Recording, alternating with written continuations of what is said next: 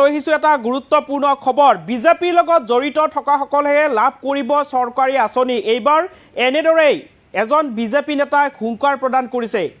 বিজেপিৰ লগত জড়িত থকা সকলেহে এতিয়াৰে পৰা চৰকাৰী আঁচনিৰ ক্ষেত্ৰত অগ্ৰাধিকাৰ লাভ কৰিব এনেদৰে এতিয়া হুংকাৰ প্ৰদান কৰিছে নলবাৰীত বিজেপি নেতা এই সন্দৰ্ভত বিস্তৃত খবৰলৈ অহাৰ চেষ্টা কৰিম বিজেপিৰ সভালৈ নগলে আপুনি নাপাব চৰকাৰী আঁচনি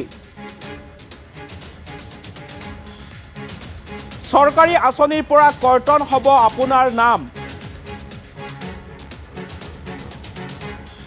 এইবাৰ বিজেপি নেতাৰ হুংকাৰ এনেদৰে এতিয়া হুংকাৰ প্ৰদান কৰিছে বিজেপি নেতাই বিজেপিৰ অনুষ্ঠানলৈ গলেহে আপুনি পাব চৰকাৰী গৃহ বিজেপিৰ লগত জড়িত থকা সকলেহে অগ্ৰাধিকাৰ পাব চৰকাৰী আঁচনিত বিজেপিৰ লগত নথকা সকলৰ নামত অহা চৰকাৰী গৃহও কৰ্তন কৰিছো আমি এনেদৰে এতিয়া ৰাজহুৱা সভাত মন্তব্য কৰিছে বিজেপি নেতাই নলবাৰীতে মন্তব্য বিজেপি নেতা নন্দলাল চৰকাৰৰ আৰু পুনৰ জনাইছো এটা গুৰুত্বপূৰ্ণ খবৰ বিজেপিৰ সভালৈ যদিহে আপুনি নাযায় তেনেহলে আপুনি বঞ্চিত হ'ব চৰকাৰী আঁচনিৰ পৰা কৰ্তন হ'ব আপোনাৰ নাম যদিহে আপুনি বিজেপিয়ে অনুষ্ঠিত কৰা সভালৈ নাযায় এনেদৰে এতিয়া মন্তব্য কৰিছে এজন বিজেপি নেতাই এইবাৰ বিজেপি নেতাই ৰাজহুৱা সভাতেই হুংকাৰ প্ৰদান কৰিছে যিসকলে বিজেপিৰ সভালৈ নাযায় বিজেপিৰ মিটিঙত অংশগ্ৰহণ নকৰে সেইসকলে চৰকাৰী আঁচনিৰ পৰা বঞ্চিত হ'ব বিজেপিৰ লগত জড়িত থকা সকলেহে লাভ কৰিব চৰকাৰী গৃহ এনেদৰে এতিয়া ৰাজহুৱা সভাতেই হুংকাৰ প্ৰদান কৰিছে বিজেপি নেতাই বিজেপিৰ লগত নথকা সকলৰ নামত অহা চৰকাৰী গৃহ কৰ্তন কৰিছে বুলি এতিয়া বিজেপি নেতা নন্দলাল চৰকাৰে মন্তব্য কৰিছে আৰু নলবাৰীৰ এটা অনুষ্ঠানতে মন্তব্য কৰিছে বিজেপি নেতাগৰাকীয়ে আৰু এই সন্দৰ্ভত মন্তব্য আছে কি মন্তব্য কৰিছিল বিজেপিৰ নেতাগৰাকীয়ে মন্তব্য শুনাব লৈছো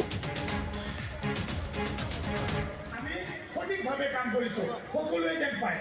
কিন্তু আমি লাষ্ট এক বছৰ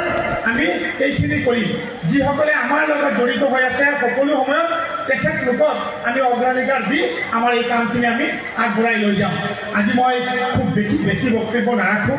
মহিলাসকলে খুব উৎসুক হৈ আছে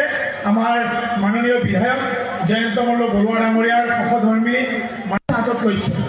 আৰু তাৰ কাৰণে ইতিমধ্যে আমাক নিৰ্দেশনা প্ৰদান কৰিছে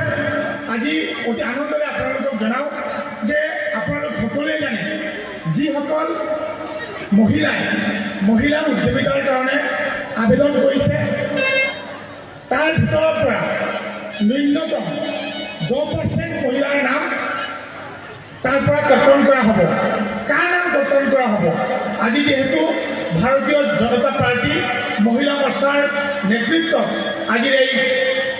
নাৰী দিৱসৰ সভাখন আয়োজন কৰা হৈছে সেইকাৰণেই কৈছোঁ আপোনালোক সকলোৱে এইটো শুনি অতি আনন্দিত হ'ব যে যিসকল মহিলা ভাৰতীয় জনতা পাৰ্টিৰ লগত জড়িত হৈ আছে সকলো সময়ত মিটিঙত অহা যোৱা কৰি আছে কোনো কাৰণতে তেখেতলোকৰ নাম কৰ্তন কৰা নহয় কিন্তু যিসকলে মিটিঙত নাহে ইফাল কৰে কিন্তু বহু সময়ত কি দেখা যায় যে তেখেতলোকেও অনলাইন কৰি দিয়ে আৰু অনলাইন কৰাৰ পিছত অৰুণোদয়ে হওক PMAY ঘৰে হওক মহিলা উদ্যমিতাই হওক বা যিসমূহ PM কিষাণে হওক এই আঁচনিসমূহ লাভ কৰিছে অথচ না বিজেপিৰ মিটিঙত আহে না বিজেপি সম্বন্ধে পজিটিভ বক্তব্য আগবঢ়ায় মাননীয় মন্ত্ৰী মহোদয়ে আপোনালোকক ব্যক্ত কৰিছে যে এইটো অতি সুন্দৰকৈ তেখেতে দেখভাল কৰি আছে আমাকো নিৰ্দেশনা প্ৰদান কৰিছে আৰু আমি এইবাৰ নিশ্চিত কৰিম আমাৰ আইমাতৃসকলে বহু সময় কৈ থাকে আমি ইমান দিন ধৰি বিজেপিৰ মিটিঙত গৈ থাকোঁ য'তেই মিটিং হয় ছটাইবাৰীৰ পৰা বালিতাৰা আহোঁ বালিতাৰাৰ পৰা সৰিয়হতলী যাওঁ সৰিয়হতলীৰ পৰা ধমধমা আহোঁ কিন্তু আমাৰ নাম থাকে কিন্তু যিসকল মিটিঙত নাহে তেখেতলোকৰ নাম থাকে এইবাৰ কোনো কাৰণত এইটো হ'ব নোৱাৰে এইটো 100% চিয়ৰ যিসকলে ভাৰতীয় জনতা পাৰ্টিৰ মিটিঙত অংশগ্ৰহণ নকৰিব নাহিব আৰু বিজেপি সম্বন্ধে নেগেটিভ বক্তব্য ৰাখিব তেখেতলোকৰ নাম সকলোতকৈ আগত কৰ্তন কৰা হ'ব আপোনালোক সকলোৱে জানে যে সখীসকলৰ ইতিমধ্যে নাম আমি প্ৰদান কৰিছোঁ যে PIMৰ ঘৰৰ কাৰণে যি জৰীপ কৰা হ'ব বা যি অনলাইন কৰা হ'ব এই সখীসকলে অনলাইন কৰিব লগত আমাৰ বুথ সভাপতিসকল জড়িত হৈ থাকিব আমি যিসকল সখী গোটেইখিনি সখী ভাৰতীয় জনতা পাৰ্টীৰে তাৰ ভিতৰত 2-4জন সখী এনেকুৱা আছে যে ভাৰতীয় জনতা পাৰ্টীৰ নহ'লেও নেগেটিভ বক্তব্য প্ৰদান কৰি থাকে তেখেতলোকৰ নাম আমি সখীৰ পৰা গঠন কৰিছোঁ আৰু খুব কম দিনত প্ৰয়োজন সাপেক্ষে সখীৰ পৰাই নাম ওলাই দিম খুব কম দিনত আপোনালোকে এইটো দেখা পাব সেইকাৰণে আপোনালোকৰ যিটো দুশ্চিন্তা আছিল যে বিজেপিৰ মিটিঙত নাহিলেও ভোট পাই থাকে কোনো কাৰণতে এবাৰ ভোট নাপায় আৰু যিসমূহ ভোট ইতিমধ্যে দিয়া হ'ব মন্ত্ৰী মহোদয়ে ব্যক্ত কৰিছে অহা মাৰ্চৰ 15 তাৰিখৰ ঠিক পিছত 13 তাৰিখে PIMৰ ঘৰত আনুষ্ঠানিকভাৱে চেক প্ৰদান কৰিব যেতিয়া চেক প্ৰদান কৰিব আপোনালোকে দেখিব যিসকলে বিজেপিৰ নহয় তেখেতসকলৰ নাম আমি গঠন কৰিছোঁ এটা সময় এনেকুৱা আছিল যোৱা 4টা বছৰ আমি সঠিকভাৱে কাম কৰিছোঁ সকলোৱে যেন পায় কিন্তু আমি লাষ্ট 1 বছৰ আমি এইখিনি কৰিম যিসকলে আমাৰ লগত জড়িত হৈ আছে সকলো সময়ত তেখেতলোকক আমি অগ্ৰাধিকাৰ দি আমাৰ এই কামখিনি আমি আগবঢ়াই লৈ যাম আজি মই খুব বেছি বক্তব্য নাৰাখোঁ মহিলাসকলে খুব উৎসুক হৈ আছে আমাৰ মাননীয় বিধায়ক জয়ন্ত মল্ল বৰুৱা ডাঙৰীয়াৰ সহধৰ্মিনী মাননীয়া শ্ৰীযুতা জুলি ডেকা বৰুৱানী ডাঙৰীৰ বক্তব্য শুনিব আমাৰ মাজত জিলা সভাপতি জয়ন্ত বুজল বৰুৱা ডাঙৰীয়া আছে তেখেতেও অতি তত্ত্বগধুৰ বক্তব্য ৰাখিব আপোনালোকে সেইখিনিও শুনিব লাগিব ভোট দুপৰীয়া হৈছে